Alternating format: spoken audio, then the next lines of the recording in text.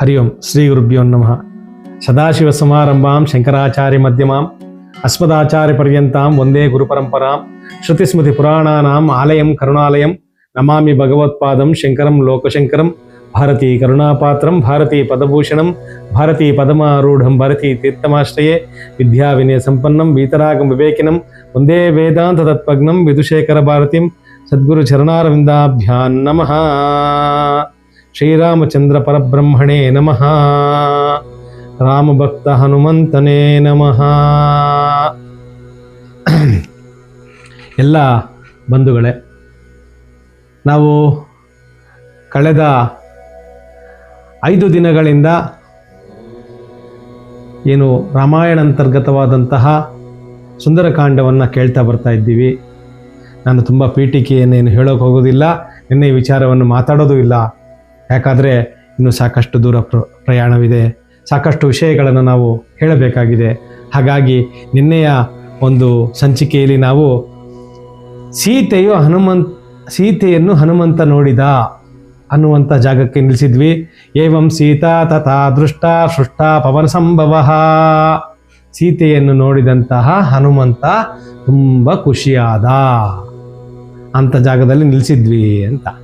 ಅಲ್ಲಿಂದ ಮುಂದೆ ಸೀತೆಯ ಒಂದು ಶೀಲ ಮತ್ತು ಸೌಂದರ್ಯಗಳ ಬಗ್ಗೆ ಹನುಮಂತ ತನ್ನದೇ ಆದಂತಹ ಚಿಂತನೆ, ಸೀತೆ ಅಲ್ಲಿ ಕೂತಿರೋದನ್ನು ನೋಡಿ ಅವನದ್ದೇ ಆದಂತಹ ವಿಚಾರಶೀಲತೆಯನ್ನು ವ್ಯಕ್ತಪಡಿಸ್ತಾ ಹೋಗ್ತಾನೆ.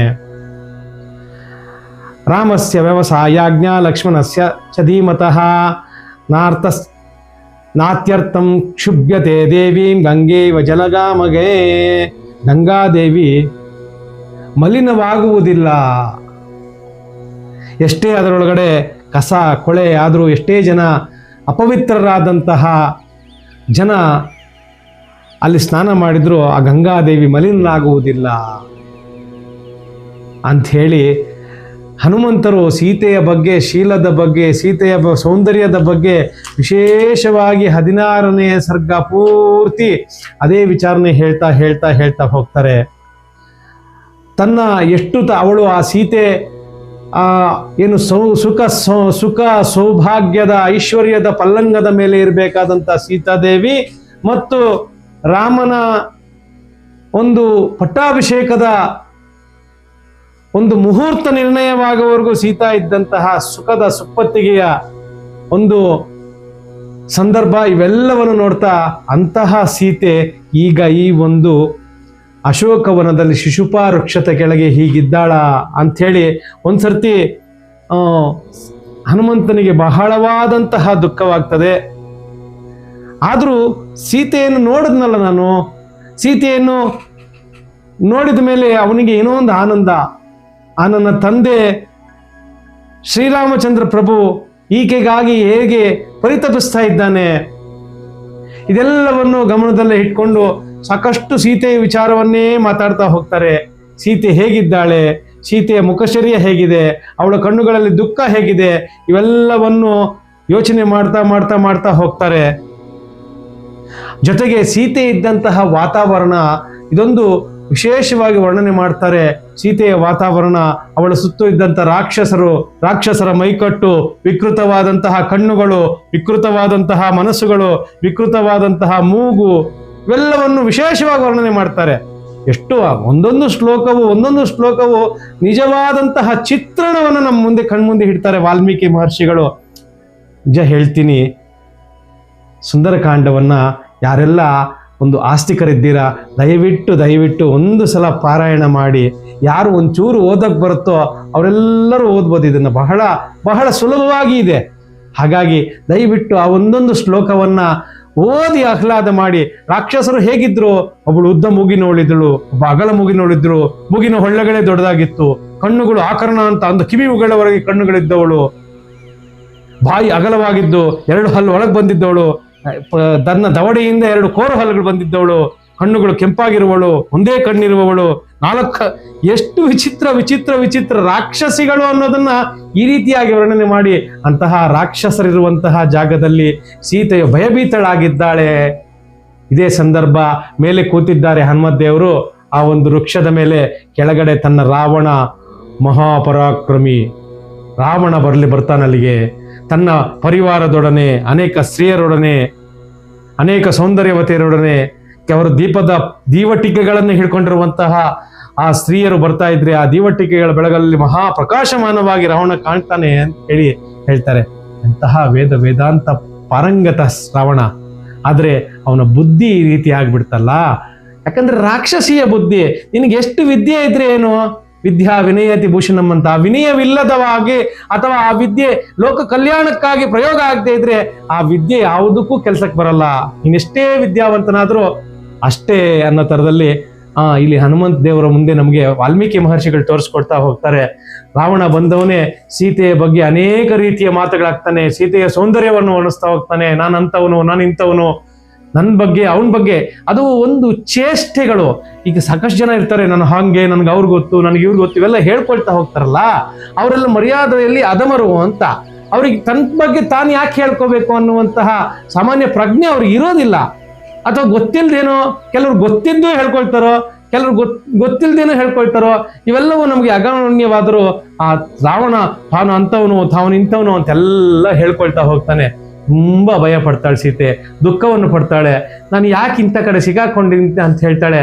ರಾವಣ ಹೇಳ್ತಾನೆ, ನೀನು ನನ್ನ ವಶ ಆಗ್ಬಿಡು, ಅವನು ರಾಜ್ಯ ಭ್ರಷ್ಟನಾಗಿದ್ದಾನೆ, ಅವನ ಹತ್ರ ಹಣವಿಲ್ಲ, ಅಂತಸ್ತಿಲ್ಲ, ಏನೂ ಇಲ್ಲ ಅಂತ ಹೇಳುವಾಗ ಸೀತೆ ಒಂದು ಹುಲ್ಲು ಕಡ್ಡಿಯನ್ನ ರಾವಣನ ಮುಂದೆ ಇಟ್ಟು ಅವನ ಹತ್ರ ಮಾತಾಡ್ತಾಳೆ.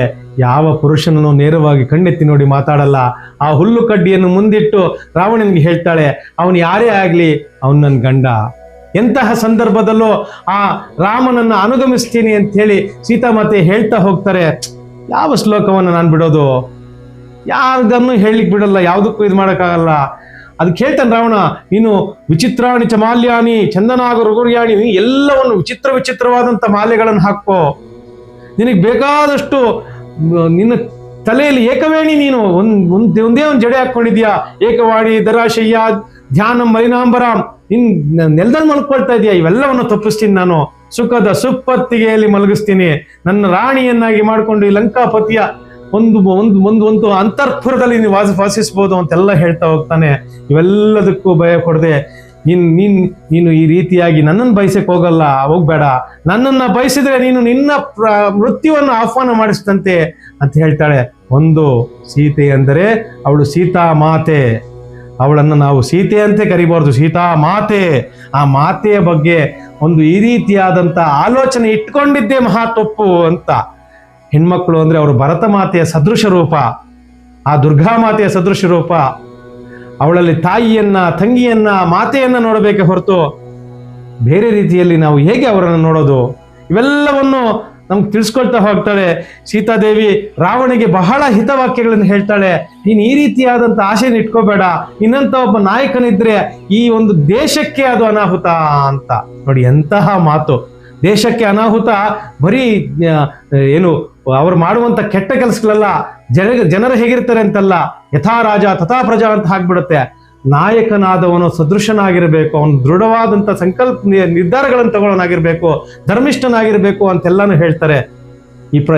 ಈ ಒಂದು ಸಂದರ್ಭದಲ್ಲಿ ನಿಜವಾಗ್ಲೂ ನಾವು ಈ ಸಂದರ್ಭಕ್ಕೆ ನಮ್ಮ ದೇಶಕ್ಕೆ ಒಬ್ಬ ದೃಢವಾದ ನಾಯಕ ಇದ್ದಾರೆ ಅಂತ ಹೇಳಿದ್ರೆ ತಪ್ಪಕ್ಕಾಗಲ್ಲ. ಈ ಪ್ರಪಂಚದಲ್ಲಿ ಇವೆಲ್ಲವೂ ನಮ್ಮ ತಿರುಗಿ ನೋಡ್ತಾ ಇದೆ ಅಂತಂದ್ರೆ ತಪ್ಪಾಗಲ್ಲ.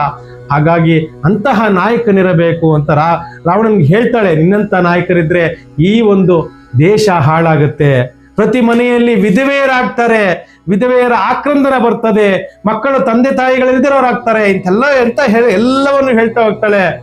ಆದ್ರೆ ಕೊನೆಗೆ ರಾವಣ ಹೇಳ್ತಾನೆ, ನಿನಗೆ 2 ತಿಂಗಳ ಗಡುವನ್ನು ನೀಡ್ತೇನೆ, ನೀನು ನನ್ನವಳಾಗ್ಬೇಕು.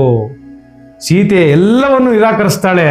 ಕೊನೆಗೆ ಅವಳ ರಾಕ್ಷಸಿಯರಿಗೆ, ಅವಳ ಸುತ್ತಿರುವಂತ ರಾಕ್ಷಸರಿಗೆಲ್ಲ ಹೇಳ್ತಾ ಇರ್ತಾನೆ, ಇವಳಿಗೆ ಸಾಮ ಭೇದ ದಂಡ ನಿಮಗೆ ಯಾವ ರೀತಿಯಲ್ಲಾಗುತ್ತೋ ಆ ರೀತಿಯಲ್ಲಿ ಇವಳಿಗೆ ಶಿಕ್ಷೆ ನೀಡಿ, ಏನಾದರೂ ಮಾಡಿ ಇವಳನ್ನು ಒಪ್ಪಿಸಿ ನನ್ನ ಅರಮನೆಗೆ ಕರ್ಕೊಂಬರೋ ಥರ ಮಾಡಿ ನೀವು ಅಂತೆಲ್ಲ ಹೇಳುವಾಗ ಹೇಳಿಬಿಟ್ಟು ತನ್ನ ಅರಮನೆಯ ಕಡೆಗೆ ತಾನು ಹೊರಡ್ತಾನೆ. ದುಃಖಿತಳಾಗ್ತಾಳೆ ಸೀತೆ. ತುಂಬಾ ದುಃಖದಿಂದ ಸೀತೆ ಅಳ್ತೊಡಗ್ತಾಳೆ. ಸುತ್ತು ಇದ್ದ ರಾಕ್ಷಸರಲ್ಲಿ ಒಬ್ಬೊಬ್ಬರೇ ಸೀತೆಯನ್ನು ಸಮಾಧಾನ ಪಡಿಸ್ತಾರೆ. ದುಃಖ ಪಡಬೇಡ, ನಿನಗೆ ಸುಖ, ಒಳ್ಳೆ ಆಫರ್ ಬಂದಿದೆ, ನಿನಗೆ ಇದನ್ನು ಸ್ವೀಕಾರ ಮಾಡು ಅಂತೆಲ್ಲ ಹೇಳ್ತಾ ಹೋಗ್ತಾರೆ. ಯಾವ ಮಾತಿಗೂ ಬಗ್ದೇ ಇದ್ದಾಗ ರಾಕ್ಷಸಿಯರ್ಲಿ 3-4 ಜನ ಒಂದು ವಿಚಿತ್ರವಾದ ಜನ ಇರ್ತಾರೆ. ಅವರೆಲ್ಲ ಬಂದು ಇವಳನ್ನ ಸಾಯಿಸ್ಬಿಡೋಣ, ಇವಳನ್ನ ತುಂಡರಿಸ್ಬಿಟ್ಟು ಎಲ್ಲರೂ ಹಂಚ್ಕೊಂಡ್ಬಿಡೋಣ, ನಾನು ಒಳ್ಳೆಯ ಮದ್ಯವನ್ನು ತಗೊಂಡು ಬರ್ತೀನಿ, ಆ ಮಾನವನ ಮಾಂಸದ ಜೊತೆಗೆ ಮದ್ಯವನ್ನು ಕುಡಿದಾಗ ಬಹಳ ರುಚಿಯಾಗಿರ್ತದೆ, ಎಲ್ಲರೂ ಈ ಒಂದು ಮಾಂಸವನ್ನ ಈಕ್ವಲ್ ಆಗಿ ಸಮನಾಗಿ ಪಾಲಕೊಂಡು ಇವಳ ಮಾಂಸವನ್ನು ತಿಂದುಬಿಡೋಣ, ಹೀಗೆಲ್ಲ ಹೇಳ್ತಾ ಹೋಗ್ತಾರೆ. ಬಹಳ ಕೃಷಿಗಳಾಗ್ತಾಳೆ ಸೀತೆ. ದುಃಖ ಅಂದ್ರೆ ಏನ್ ಗೊತ್ತಾ, ಯಾರೋ ಜೊತೆಯಲ್ಲಿ ದುಃಖ ಹೇಳ್ಕೊಳಕ್ಕೂ ಯಾರು ಇಲ್ಲ ಸೀತಾಮಾತೆಗೆ. ಎಂತಹ ದುಃಖದ ಪರಿಸ್ಥಿತಿ ಅಲ್ವಾ. ಅಂತಹ ಸೀತಾಮಾತೆಯನ್ನ ಎಷ್ಟು ಗೋಳಾಕೊಳ್ತಾ ಇದ್ದಾರೆ. ಹಾಗಾಗಿ ಆ ದುಃಖವನ್ನ ಅಂತಹ ಸೀತೆಯೇ ಕಳೆದ್ಲು. ಇಷ್ಟೊಂದು ಹೆಣ್ಮಕ್ಳಿಗೆ ಇದೊಂದು ಮಾರ್ಗದರ್ಶನ. ಸೀತೆಗೆ ಬಂದಂತ ಕಷ್ಟ ನಿಮ್ಗೆ ಯಾರಿಗೂ ಬಂದಿಲ್ಲ, ತನ್ನವರು ಅಂತ ಯಾರು ಇಲ್ಲ. ಅಲ್ಲಿ ಯಾವುದೋ ವಿಚಾರಕ್ಕೆ, ಏನೋ ಸಣ್ಣ ವಿಚಾರಕ್ಕಾಗಿ ಕೋಪ ಮಾಡ್ಕೊಂಡು ಹುಟ್ಟದ ಮನೆಗೆ ಹೋಗ್ಬಿಡ್ತೀರ. ಹುಟ್ಟದ ಮನೆ ಆದ್ರೂ ಇರ್ತದೆ. ಯಾರಿದ್ರು ಸೀತೆಯ ಜೊತೆಯಲ್ಲಿ? ಅವಳ ಆರ್ತನಾದವನ್ನು ಕೇಳೋರು ಯಾರೂ ಇರ್ಲಿಲ್ಲ ಅಲ್ಲಿ. ಅಶೋಕವನದಲ್ಲಿ ಇದ್ದವರೆಲ್ಲ ರಾಕ್ಷಸರೇ. ಜೀವನವನ್ನ ಹೇಗೆ ಕಳೆದಿರ್ಬೋದು ಅವರು? ನಿರಾಹಾರಿಯಾಗಿ ಭೂಷಯವನ್ನು ಮಾಡಿಕೊಂಡು ಮರದ ಕೆಳಗಡೆ ಮಳೆ ಗಾಳಿಗಳಿಗೆ ಹೆದರದೆ ತಾಯಿ ಹೇಗಿನ್ ಕಳೆದ್ಲು? ಅವಳನ್ನು ಆದರ್ಶಪ್ರಾಯವಾಗಿ ತಗೊಳ್ರಿ, ನಿಮ್ಮ ಸಂಸಾರಗಳು ಚೆನ್ನಾಗಿರುತ್ತೆ. ಅವಳಿಗೆ ಬಂದ ಕಷ್ಟ ನಿಮ್ಗೆ ಯಾರಿಗೂ ಇಲ್ಲ. ಎಂತಹ ಸುಖದ ಸುಪ್ಪತ್ತಿಗೆಯಲ್ಲಿ ಜನಕರಾಜನ ಪುತ್ರಿಯಾಗಿ ಹುಟ್ಟಿರೋದು, ಅದಾದ ನಂತರ ದಶರಥ ಮಹಾರಾಜನ ಸೊಸೆಯಾಗಿ ಬಂದ್ಲು. ಆದ್ರೆ ಕೊನೆಗೆ ಸೀತೆಯ ಪರಿಸ್ಥಿತಿ ಯಾವುದೋ ಗಂಡಾಂತರವೋ ಇನ್ನೊಂದು ಕಾಲ ವಶವೋ ಗೊತ್ತಿಲ್ಲ. ಆ ಒಬ್ಬ ರಾಕ್ಷಸ ರಾವಣ ಅವಳನ್ನು ಹೊತ್ತೊಯ್ದ್ಲು. ಇದೆಲ್ಲವನ್ನು ಹನುಮತ್ ದೇವರ ಮೇಲೆ ನಿಂತು ನೋಡ್ತಾ ಇದ್ದಾರೆ. ಬಹಳ ಕುಪಿತರಾಗಿದ್ದಾರೆ. ರಾಕ್ಷಸರು ಮಾತಾಡ್ತಾ ಇರುವಂತಹ ಮಾತುಗಳನ್ನೆಲ್ಲ ಕೇಳಿಸ್ಕೊಂಡು ಅವ್ರಿಗೆ ಬಹಳವಾದಂತಹ ಕೋಪ ಅವರು ಕೂಡ ಬರ್ತಾ ಇದೆ. ಇವೆಲ್ಲವನ್ನು ಮಾಡ್ತಾದ್ಮೇಲೆ ಸೀತೆ ತುಂಬಾ ಶೋಕ ತಪ್ತಳಾಗಿ ತುಂಬಾ ದುಃಖ ತಪ್ತಳಾಗ್ತಾಳೆ. ಕೊನೆಗೆ ನಿಶ್ಚಯ ಮಾಡ್ತಾಳೆ, ನಾನು ಪ್ರಾಣತ್ಯಾಗವನ್ನು ಮಾಡಬಹುದಾ? ಆ ಪ್ರಾಣತ್ಯಾಗ ಅಥವಾ ಆ ಮರಣ ಅನ್ನೋದು ತಿಳ್ಕೊಂಡಾಗ ಬಂದ್ರೆ ಎಷ್ಟು ಚೆನ್ನಾಗಿರುತ್ತೆ. ತಿಳ್ಕೊಂಡಾಗ್ಲೇ ಮರಣ ಬಂದ್ಬಿಟ್ರೆ ಯಾರಿಗೂ ಬರೋಲ್ವಲ್ಲ ಅದು. ಈ ರೀತಿ ಆಲೋಚನೆಗಳೆಲ್ಲನೂ, ರಾಮ ನೀನ್ ಎಂತಹ ಮಹಾನ್ ಪುರುಷ, ನೀನೆಂತಹ ಶೌರ್ಯ ಪರಾಕ್ರಮ ಇದ್ದವನು, ಆದ್ರೂ ನೀನ್ ನನ್ನ ರಕ್ಷಿಸ್ಕೊಳಕ್ ಎಷ್ಟು ದಿನ ಬೇಕಾಯ್ತಾ? ಇವೆಲ್ಲ ಆಲೋಚನೆಗಳು ಬರ್ತಾ ಸೀತಾಮಾತೆ ಬಹಳ ದುಃಖ ತಪ್ತಳಾಗಿ ನಾನು ಆ ಪ್ರಾಣತ್ಯಾಗವನ್ನು ಮಾಡಬಹುದಾ ಅಂತ ಹೇಳಿ ಕೊನೆಗೆ ನಿಂತ್ಕೊಂಡಾಗ ಆಗ ತ್ರಿಜಟೆ ಅನ್ನುವ ಒಬ್ಬ ಹೆಣ್ಣು ಪ್ರವೇಶ ಮಾಡ್ತಾಳೆ. ನೋಡಿ, ರಾಮಾಯಣದಲ್ಲಿ ಆಗಾಗ ಒಬ್ಬ ಹೆಂಗಸು ಬರ್ತಾಳೆ, ರಾಮಾಯಣವನ್ನು ಮುಂದುವರಿಸ್ತಾ ಹೋಗ್ತಾಳೆ. ಹೆಂಗಸು ಬರ್ದೇ ಇದ್ರೆ ರಾಮಾಯಣ ಮುಂದುವರೆದೇ ಇಲ್ಲ. ಅಲ್ಲಿ ಕೈಕೇಯಿ ಬಂದು ರಾಮ ಅಲ್ಲಿಗೆ ಪಟ್ಟಾಭಿಷೇಕ ಆಗಿದ್ರೆ ರಾಮಾಯಣದಲ್ಲಿ ಒಂದು ದೊಡ್ಡ ಹಂತ ಆಗ್ಬಿಡ್ತಾ ಇತ್ತು. ಅಲ್ಲಿ ಕೈಕೇಯಿ ಬಂದ್ಲು. ಅಲ್ಲಿಂದ ಇಲ್ಲಿಯವರೆಗೆ ಮಧ್ಯದಲ್ಲಿ ಶೂರ್ಪಣಿಕೆ ಬರ್ಲಿಲ್ಲ ಅಂತಂದಿದ್ರೆ ಇವರೆಲ್ಲ ಇನ್ನೊಂದಿಷ್ಟು ದಿನ ಕಾಡಲ್ಲಿ ವಾಪಸ್ ಹೋಗ್ತಿದ್ರೇನೋ. ಶೂರ್ಪಣಿಕ ಬಂದ್ಮೇಲೆ ರಾವಣ ಹೊತ್ಕೊಂಡ್ ಬಂದ, ಸೀತಾಮಾತೆ ನಾನು ಪ್ರಾಣತ್ಯಾಗ ಮಾಡ್ಬಿಡ್ತೀನಿ ಅಂತ ಇದ್ಲು. ಅಕಸ್ಮಾತ್ ಪ್ರಾಣತ್ಯಾಗ ಮಾಡ್ಬಿಟ್ಟಿದ್ರೆ ಅಲ್ಲಿಗೆ ಮುಗಿದೋಗ್ಬಿಡ್ತಾ ಇತ್ತು. ಇಲ್ಲಿ ತ್ರಿಜಟೆ ಅಂತ ರಾಕ್ಷಸಿ ಒಬ್ಳು ಬಂದ್ಲು, ಸ್ವಲ್ಪ ಒಳ್ಳೆಯ ಮನಸ್ಸಿರುವಂತ ರಾಕ್ಷಸಿ. ಅವಳು ಹೇಳ್ತಾಳೆ, ಅವಳಿಗೊಂದು ಸ್ವಪ್ನ ಬಿತ್ತು, ನನಗೊಂದು ಸ್ವಪ್ನ ಬಿದ್ದಿದೆ. ಆ ಸ್ವಪ್ನದಲ್ಲಿ ಶ್ರೀರಾಮಚಂದ್ರನು ತನ್ನ ಪರಿವಾರ ಸಮೇತರಾಗಿ ಹಂಸತೋಲಿಕ ಒಂದು ವಿಮಾನದಲ್ಲಿ ಬಂದು ನಿಂತ್ಕೊಂಡ. ರಾವಣ ಕೆಂಪು ವಸ್ತ್ರಗಳಲ್ಲಿ ಪಾನಮತ್ತನಾಗಿ ಬರ್ತಾ ಇದ್ದ. ಅವನನ್ನು ಕೆಳಗೆ ಹಾಕಿದ್ರು. ಯಾವಳೋ ಒಬ್ಬ ಹೆಂಗಸು ಅವನ್ನ ಮೃತ್ಯುದೇವತೆ ಹೇಳ್ಕೊಂಡು ಹೋಗ್ತಾ ಇದ್ಲು. ಈ ರೀತಿಯಾಗಿ ಆಕ್ರಂದನ ಬರ್ತಾ ಇತ್ತು ಲಂಕೆಯೊಳಗಡೆ. ಇವೆಲ್ಲವನ್ನು ಹೇಳಿ ಸೀತೆಗೆ ಒಂದು ಒಳ್ಳೆಯ ಶಕುನ ಬಂತು ಅಂತ ಹೇಳ್ತಾಳೆ. ಹಾಗಾಗಿ ಇದೆಲ್ಲ ಆದ್ಮೇಲೂ ಇದನ್ನು ನಂಬ್ಲಿಕ್ಕೆ ಸೀತಾದೇವಿ ತಯಾರಿರ್ಲಿಲ್ಲ. ನನಗೆ ಒಳ್ಳೆ ಶಕುನಗಳು ಕಾಣ್ತಾ ಇಲ್ಲ, ಹಂಗೆ ಹೀಗೆ ಅಂತ ಹೇಳಿ ಸೀತಾದೇವಿ ತುಂಬಾ ದುಃಖ ಪಡ್ತಾ ಇರ್ತಾಳೆ. ಕೊನೆಗೆ ಇಲ್ಲ, ನಾನು ಪ್ರಾಣ ಬಿಡ್ಬೋದು, ಪ್ರಾಣ ಬಿಟ್ರೇನೆ ನನಗೆ ಆಗ್ತಾ ಇಲ್ಲ, ಏನಾಗ್ತಾ ಇದೆ ಅಂತ ನನಗೆ ಗೊತ್ತಾಗ್ತಾ ಇಲ್ಲ. ಎಂತಹ ಬಲಶಾಲಿಗಳಾಗಿದ್ರು, ಅವರನ್ನು ನಾನು ಯಾವುದೋ ಮಾರೀಚರ ಅಂತ ಒಬ್ಬ ಮಾಯಾ ರಾಕ್ಷಸನ ಹಿಂದೆ ಕಳಿಸ್ದೆ. ಈ ರೀತಿಯಾದ ಪರಿಸ್ಥಿತಿಯನ್ನು ನಾನೇ ತಂದಿಟ್ಕೊಂಡೆ. ಲಕ್ಷ್ಮಣ ದೇವರು ಬೇಡ ಅಂತ ಹೇಳಿದ್ರು, ಅವ್ರು ಕಳಿಸ್ಕೊಟ್ಟೆ ನಾನು. ಇವೆಲ್ಲವನ್ನು ತಾನು ಚಿಂತೆ ಮಾಡ್ಕೊಳ್ತಾ ಹೇಳ್ತಾನೆ, ನೀನ್ ಸತ್ಯವಂತನು, ದೀರ್ಘಾಯುಷ್ ಉಳ್ಳವಂತರು ಶ್ರೀರಾಮಚಂದ್ರ. ನನ್ನನ್ನ ಈ ರೀತಿಯಾದಂತಹ ಒಂದು ದುಃಖಗಳಿಗೆ ನಾನೇ ಎಡೆ ಮಾಡ್ಕೊಂಡ. ಇವೆಲ್ಲ ಯೋಚನೆ ಮಾಡ್ತಾ ಆಗ ಅನ್ಸತ್ತೆ ಸೀತಾಮಾತೆಗೆ ಒಂದಿಷ್ಟು ಒಳ್ಳೆಯ ಶುಭ ಶಕುನಗಳು ಕಾಣಿಸ್ತಾ ಅಂತ ಶಕುನ ಶಾಸ್ತ್ರವನ್ನ ಇಲ್ಲಿ ಹೇಳ್ತಾ ಹೋಗ್ತಾರೆ. ತಥಾಗತಾಂ ತ್ವಾ ಋತಿತಾಮ ನಿಂದಿತಾಂ ವ್ಯಪೇತಾ ಹರ್ಷಮ ಪರಮಾದೀನ ಮಾನಸಾಂ. ಅವಳ ಮನಸ್ಸಿನಲ್ಲಿ ಒಂದಿಷ್ಟು ಒಳ್ಳೆಯ ಶಕುನಗಳು ಬಂತು ಅಂತ. ಹೇಗೆ ಅಂದ್ರೆ ಅವಳ ಬಳಗಣ್ಣು ಒಳಗೊಳ್ತು, ಬಲಗೈನಲ್ಲಿ ಕೆದರಿತು, ಬಲಗಾಲು ಅದರಿತು. ಇವೆಲ್ಲ ಒಳ್ಳೆಯ ಶಕುನಗಳು ಅಂತ ಹೇಳ್ತಾ ನನಗೂ ಒಂದು ಒಳ್ಳೆಯ ಶಕುನಗಳು ಕಾಣ್ತಾ ಇದೆ ಅಂತೆಲ್ಲ ಯೋಚನೆ ಮಾಡ್ತಾ ಇದ್ದಂತಹ ಸೀತಾಮಾತೆಯ ಸಂತಾಪ ದೂರಗೊಳಿಸ್ಕೊಂಡು ಒಂಚೂರು ಪ್ರಶಾಂತಳಾಗ್ತಾಳೆ. ಆಗ ಹನುಮತ್ ದೇವರು ಮೇಲೆ ಕೂತಿದ್ದವರು ನೋಡಿದ್ರು, ಹೌದು, ನಾನು ಹೇಗೆ ಸೀತಾಮಾತೆಯನ್ನು ಇವಾಗ ಮಾತಾಡ್ಸೋದು? ನಾನು ನಿಂತ್ಕೊಂಡ್ರೆ ಸೀತಾಮಾತೆ ನನ್ನನ್ನು ಹೇಗೆ ನಂಬ್ತಾರೆ? ಇಂತಹ ಕಷ್ಟ ಪರಿಸ್ಥಿತಿಯಲ್ಲಿ ನಾನೊಬ್ಬ ಹೋದ್ರೆ ನಾನು ಒಬ್ಬ ಮಾಯಾವಿ ಅಂತ ತಿಳ್ಕೊಬೋದಾ? ನಾನು ಹೇಗೆ ಸೀತೆಯನ್ನು ಮಾತಾಡಿಸ್ಬೋದು? ಇವೆಲ್ಲ ಯೋಚನೆ ಮಾಡ್ತಾ ಮಹಾನ್ ಮೇಧಾವಿ ಹನುಮತ್ ದೇವರು. ನೋಡಿ ಹೇಗೆ ಸುಂದರ ಕಾಂಡ ಅಂತಾರೆ, ಅದರ ಸೌಂದರ್ಯವೇ ಬೇರೆ. ಹನುಮತ್ ದೇವರು ಅಲ್ಲಿ ಕುತ್ಕೊಂಡು ನಾನು ಏನ್ ಮಾಡೋದು ಅಂತ ಯೋಚನೆ ಮಾಡ್ತಾ ಅವಾಗ ಸ್ಟಾರ್ಟ್ ಮಾಡ್ತಾರೆ. ರಾಜ ದಶರಥೋ ನಾಮ ರಥ ಕುಂಜರ ಮಾಂಜಿನ ವಾಜಿನಾಂ ಪುಣ್ಯಶೀಲೋ ಮಹಾಕೀರ್ತಿ ರುಜುರಾತ್ಮಿನ್ ಮಹಾಶಯ. ಅಂದ್ರೆ ರಾಮನ ಕಥೆಯನ್ನ ನಿಧಾನವಾಗಿ ಪಿಸ್ಕುಟ್ಟುವ ರೀತಿಯಲ್ಲಿ ಹೇಳಕ್ ಸ್ಟಾರ್ಟ್ ಮಾಡ್ತಾರೆ ಮೇಲ್ಗಡೆ. ರಾಮಾಯಣವನ್ನ ಈ ರೀತಿ ರಾಮ ಅಂತಿದ್ದೆ, ದಶರಥನ ಮಗ ಇದ್ದ, ಅವನು ಪಟ್ಟಾಭಿಷೇಕದಲ್ಲಿ ನಿಂತ್ಕೋಯ್ತು, ಅವರ ಅರಣ್ಯವಾಸಕ್ಕೆ ಹೋದ್ರು. ಅರಣ್ಯವಾಸದಲ್ಲಿ ಈ ರೀತಿ ಮೃಗವನ್ನ, ಯಾವುದೋ ಮಾಯಾ ಮೃಗವನ್ನ ಹಟ್ಟಿಸ್ಕೊಂಡು ಹೋಗ್ಲಿಕ್ಕೆ ರಾಮ ಮತ್ತು ಲಕ್ಷ್ಮಣ ಹೋದ. ಅಲ್ಲಿಂದ ಸೀತೆಯನ್ನು ಎತ್ಕೊಂಡ್ಬಂದ. ರಾಮಾಯಣ ಒಂದ್ಸರ್ತಿ ಅಲ್ಲಿ ಪಠನೆ ಆಗೋಯ್ತು. ಎಲ್ಲಿ ರಾಮಾಯಣ ಪಠನೆ ಆಗ್ತದೋ ಅಲ್ಲಿ ಶುಭಗಳು ಹಾಗೆ ಆಗ್ತದೆ ಅಂತ ಹೇಳ್ಬೋದು. ಅಲ್ಲಿ ಎಲ್ಲಿ ಶುಭ ಶಕನ ಅಂತಂದ್ರೆ ಅದು ರಾಮಾಯಣ ಪಠನ ಅಂತ. ಸೀತೆ ಮೇಲೆ ನೋಡ್ತಾಳೆ, ಸಣ್ಣದಾದಂತಹ ಕಪಿಪುಂಗವ ಬಿಳಿಯದಾತ ವಸ್ತ್ರಗಳನ್ನು ಕಟ್ಕೊಂಡು ಆ ಕಪಿಪುಂಗವ ಅಲ್ಲಿ ಕೂತಿದ್ದಾನೆ. ಸೀತೆಗೆ ನಂಬಿಕೆಯೇ ಬರಲಿಲ್ಲ. ಶಿಶುಪಾ ವೃಕ್ಷದ ಮೇಲ್ಭಾಗದಲ್ಲಿ ಕೂತ್ಕೊಂಡು ಕೆಳಕ್ ನೋಡ್ತಾ ಇದ್ದಾರೆ. ಸೀತೆಯು ಮೇಲಕ್ಕೆ ನೋಡ್ತಾ ಇದ್ದಾಳೆ. ಇದು ಯಾವುದೋ ಒಂದು ಕೋತಿ ತರ ಇದೆಯಲ್ಲ, ಈ ಕೋತಿ ಈ ರೀತಿ ಹೇಳ್ತಾ ಇದೆಯಲ್ಲ, ಇದು ರಾವಣನ ಮಾಯವೇ ಇರಬಹುದು ಅಂತ ಹೇಳಿ ಸೀತಾದೇವಿ ತುಂಬಾ ಮತ್ತೆ ದುಃಖ ಪಡ್ತಾಳೆ. ಈ ರೀತಿಯಾಗಿ ಮತ್ತೆ ನನ್ನ ಮಾಡ್ತಾ ಇದ್ದಾನ ಅಂತ ಹೇಳುವಾಗ ಆವಾಗ ಆ ಕಡೆ ಈ ಕಡೆ ನೋಡ್ತಾ ಇದ್ರೆ ಹನುಮಂತನ ನೋಡಿ ಸೀತಾದೇವಿ ಒಂದಿಷ್ಟು ಅವಳ ಮನಸ್ಸಿನಲ್ಲಿ ಬಂತಂತ ಕಲ್ಪನೆಯನ್ನು ಯಾರು ವಾಲ್ಮೀಕಿ ಮಹರ್ಷಿಗಳು ವರ್ಣಿಸ್ತಾ ಹೋಗ್ತಾರೆ. ವಾತಾತ್ಮಜಾಂ ಬುದ್ಧಿವತಾಂ ವರಿಷ್ಠಂ ಅಂತ ಅಲ್ಲೇ ಹೇಳ್ತಾರೆ. ಇಲ್ಲಲ್ಲ, ರಾಮಾಯಣದ 32ನೇ ಸರ್ಗದಲ್ಲಿ ಹನುಮಂತನನ್ನ ವರ್ಣನೆ ಮಾಡ್ತಾ ಹೋಗ್ತಾರೆ. ಹಾಗಾಗಿ ಕೊನೆಗೆ ಈ ರಾಮಾಯಣ ಯಾವಾಗ ಕೇಳಿದ್ಲೋ ಆವಾಗ ಹನುಮಂತ ಕೇಳ್ತಾ ಹೋಗ್ತಾನೆ, ನಾನು ರಾಮನ ದೂತ ಅಂತ ಹೇಳುವಾಗ ನೀನ್ ಯಾರು ಅಂತ ಮತ್ತೆ ಪ್ರಶ್ನೆ ಮಾಡ್ತಾರೆ. ಹನುಮತ್ ದೇವರು ಮತ್ತೆ ಸೀತಾಮಾತೆಯನ್ನ ಪ್ರಶ್ನೆ ಮಾಡ್ತಾರೆ. ಸೀತಾಮಾತೆ ಈ ರೀತಿ ನಾನು ದಶರಥನ ಸೊಸೆ, ಶ್ರೀರಾಮಚಂದ್ರನ ಹೆಂಡತಿ, ನಾನು ಕಾಡಿನೊಳಗೆ ಬಂದು ಈ ರೀತಿಯಾಗಿ ನಮ್ಮ ಜೀವನ ಹೀಗಾಗಿದೆ ಅಂತೆಲ್ಲ ಹೇಳುವಾಗ ಆ ಸೀತಾಮಾತೆಯನ್ನು ಸಮಾಧಾನ ಪಡಿಸ್ತಾ ಶ್ರೀರಾಮನ ಗುಣಗಳನ್ನ, ಅಯ್ಯೋ ಇದನ್ನ ಎಲ್ಲಿಗೆ ನಿಲ್ಸೋದು, ನಾವು ಎಲ್ಲಿಂದ ಮುಂದುವರಿಯೋದು? ಈಗಾಗಲೇ ಸಮಯ ನಾವಾಗಲೇ 6 ದಿನ ಕಳೀತಾ ಬರ್ತಾ ಇದ್ದೀವಿ. ಇನ್ನು ಒಂದೇ ದಿನ ನಮ್ಗಿರೋದು ಅಂದ್ಕೊಂಡ್ರೆ ನೋಡೋಣ. ನಾಳೆ ಶ್ರೀರಾಮನ ಚಿತ್ತ ಏನಾಗುತ್ತೋ ಗೊತ್ತಿಲ್ಲ.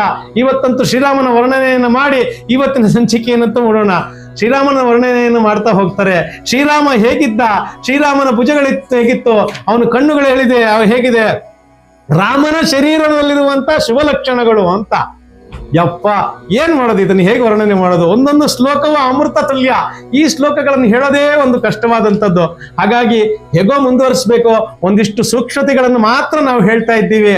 ಅದನ್ನು ಹೇಳ್ತಾ ಮತ್ತೊಂದು ನಾವು ಒಂದು ಸಂಚಿಕೆಯನ್ನು ಪ್ರಾರಂಭ ಮಾಡಬೇಕು ಅಂತ ಸಾಕಷ್ಟು ಜನ ಕೇಳ್ತಾ ಇದ್ದಾರೆ. ನೋಡೋಣ, ರಾಮಾಧೀನವಾಗಿರುವಂತಹ ಎಲ್ಲವೂ ಮುಂದೆ ನಡೆಯುತ್ತೆ. ರಾಮನ ಶುಭ ಲಕ್ಷಣಗಳ ಬಗ್ಗೆ ಹೇಳ್ತಾ ಹೋಗ್ತಾರೆ. ರಾಮನ ಭುಜಗಳು ಹೇಗಿತ್ತು, ರಾಮನ ಕಣ್ಣುಗಳು ಹೇಗಿದೆ, ರಾಮನ ದೇಹ ಹೇಗಿದೆ, ರಾಮನ ಸ್ತನಗಳು ಹೇಗಿದೆ, ರಾಮನ ಕಾಲುಗಳು ಹೇಗಿದೆ, ಇವೆಲ್ಲವನ್ನು ರಾಮ ವರ್ಣನೆಯನ್ನು ಮಾಡ್ತಾ ಹೋಗ್ತಾರೆ. ಅಷ್ಟಪದ್ಮಗಳಿದೆ ಅಂತ ಹೇಳ್ತಾರೆ. ಎಲ್ಲಿ ದಶರಥನ ದಶಪದ್ಮಗಳು ಅಂತ 10 ಪದ್ಮಗಳಿದೆ ಅವನ ಕೈಗಳಲ್ಲಿ, ಕಾಲುಗಳಲ್ಲಿ, ಹಣೆಯಲ್ಲಿ, ಎಲ್ಲ ಕಡೆ ಇದ್ಕೊಂಡು ರಾಮನನ್ನೇ ಹೇಳ್ಕೊಳ್ತಾ ಹೋಗ್ತಾರೆ. ರಾಮ ಹೀಗಿದ್ದಾನೆ ಅಂತೇಳಿ.